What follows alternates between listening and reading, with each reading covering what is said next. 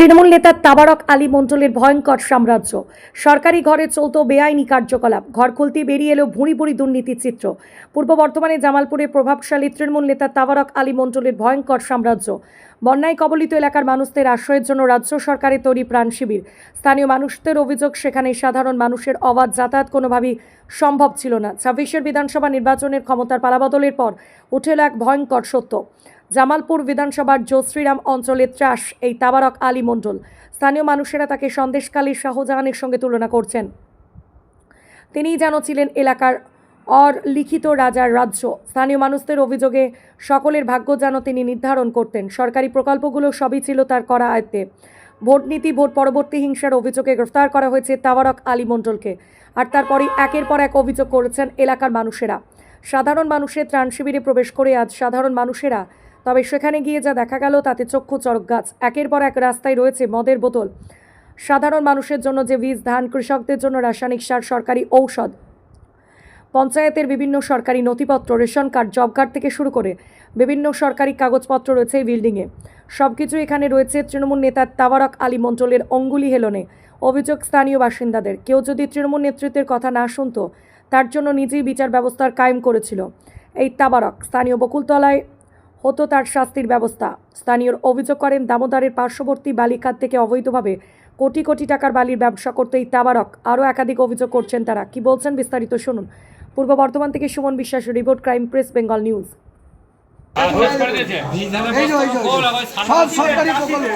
দেখুন সব প্রকল্প চাষিদের সরকারি প্রকল্প জিনিস কাউকে দেয়নি। ওখানে নিয়ে এসো ফাইল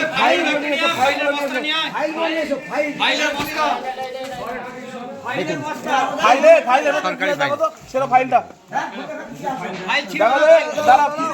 অত ব্যস্ত হনি, দাঁড়াও ফাইল যেন ছেড়ে না, ফাইলকে রাখতে হবে।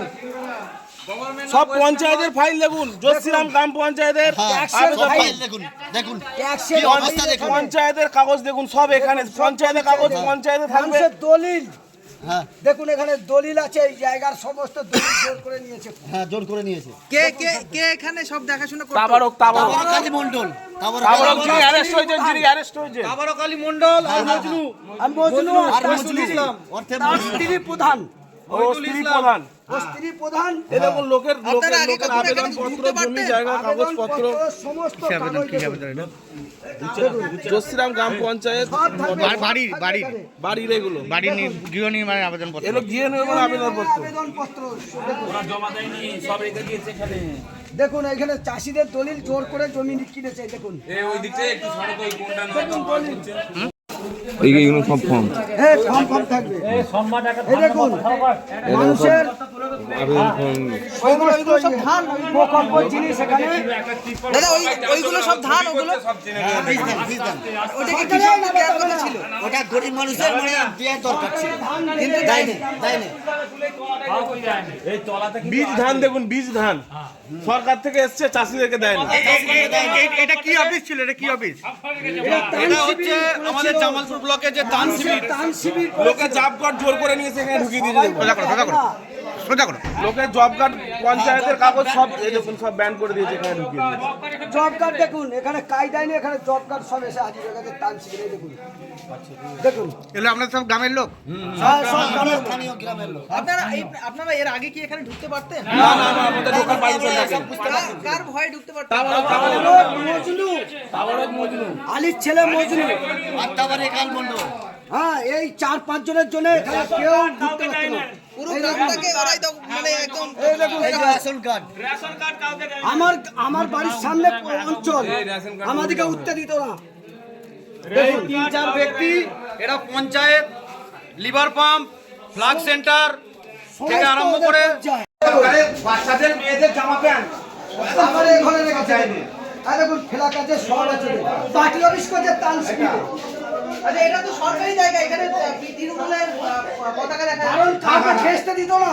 দেখুন জামা প্যান্ট তাবারক মজনু এখানে ঘেঁষতে দিত না কাউকে, মানে কাউকে ঘেঁষতে দিত না। পার্টির কাজেও ব্যবহার করে।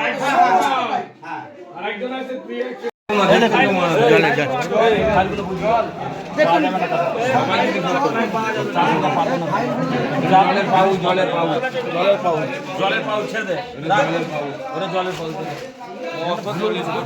নিয়ে আসতে হবে। আমরা বালির হিসাব অবৈধভাবে সই দেখুন, সব অবৈধভাবে সই দেখুন, গাড়ির নাম্বার দিয়ে অবৈধভাবে সই দেখুন।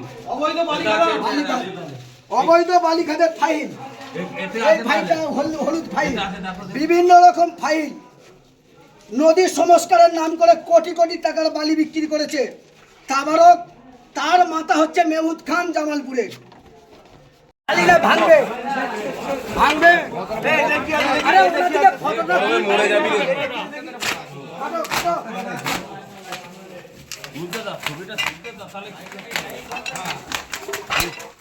দেখুন দেখুন দেখুন এটা চাষিদের জিনিস দেখুন, চাষিদের ওষুধ, চাষিদের বস্তা বস্তা এখানে পড়ে আছে দেখুন। হাত ধোবেন, হ্যাঁ হাত ধোবেন, হাত ধোবেন। আর কি আছে? ভয়ে আমরা এখানে কথা বলতে পারতাম না। ওই মজনু তাবারক ওনার স্ত্রী প্রধান করতুন বললো আমাদেরকে ঘর ছাড়া করেছে, আমাদের বাইক ভাঙা করেছে, আমাদেরকে ফাইন করেছে। আমাদেরকে ফাইন না দিলে মানে ছাড় ছিল না। জরিমানা তো ওই তো বললাম জরিমানা করেছে আমার কাকা।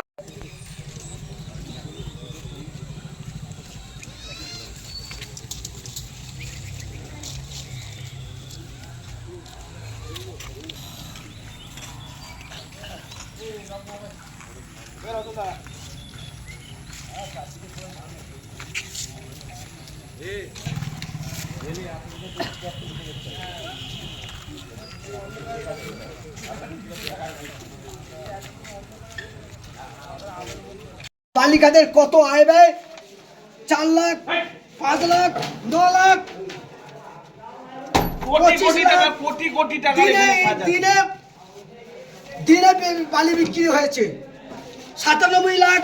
এখানে ফাইল আছে, আমরা ফাইল খুলে আপনাদেরকে সবাইকে দেখাতে পারবো। আমরা বারণ করেছিলাম যে স্কুলে দিদিমণি সাইকেল দিচ্ছে, মেয়েরা স্কুল যেতে পারছে না, বড় বড় ডাম্পার চালিয়েছে। আমরা বারণ করছি, আমাদেরকে বলেছে তোরা বিজেপির ছেলে, বিরোধী করিস, চুপচাপ বসবি, নাহলে তোদের বাড়িতে থান কাপড় পরিয়ে বাড়ি পাঠিয়ে দেবো।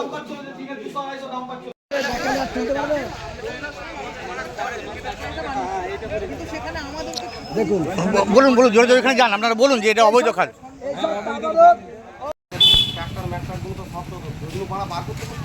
চোরের বাড়ি, চোরের বাড়ি। চালাও লাইট আছে। এই ধান বীজ, এটা ধান বীজ। দেখুন, সরকারি ধান আছে, সরকারি স্ট্যাম্পের ধান। এটা তো ইয়ে চাবি হাঁটা যাবে না।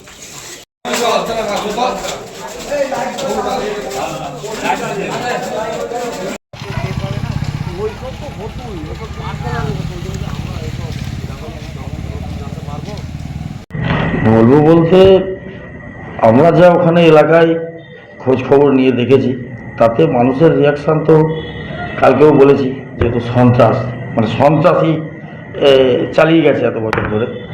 তো সেখানে যেহেতু সরকার রদবদল হয়েছে, তাই প্রশাসন ইনঅ্যাক্টিভ ছিল, প্রশাসন এখন সজাগ হয়েছে। তো সেখানে এদের যে এই অ্যাক্টিভিটি, এই কার্য যেগুলোর সঙ্গে যুক্ত, ওখানে শুধু শেখ শাহজাহান এরকম নয়, জামালপুরের বুকেও এরকম শাহজাহানের মতন আরও অনেক বড় বড় মাতব্বররাও আছে। আগামী দিনে হয়তো আরও ধরা পড়বে। সরকারি এখনো পর্যন্ত যত মানে সংস্থা রয়েছে সেগুলো তারা একদম ঘুঘুর বাসা বানিয়ে রেখে দিয়েছে। তো সেখানে দাঁড়িয়ে মানুষের যে ক্ষোভ, সেই ক্ষোভ বহিঃপ্রকাশ হচ্ছে। এতদিন তারা বলতে পারেনি কিছু, সরকারটা মানুষের হয়েছে তাই তারা মুখ খুলছে এখন। একেবারে নিজের যেন সাম্রাজ্য তৈরি করে সেখানে বসে আছে, সাধারণ মানুষ বুঝতে পারে। সাম্রাজ্য তৈরি করেছে তো বটেই, তা সেই সাম্রাজ্য কায়েম করে এতদিন যে বসেছিল জামালপুরের বুকে, এবার প্রশাসনের মতন ব্যবস্থা নেবে।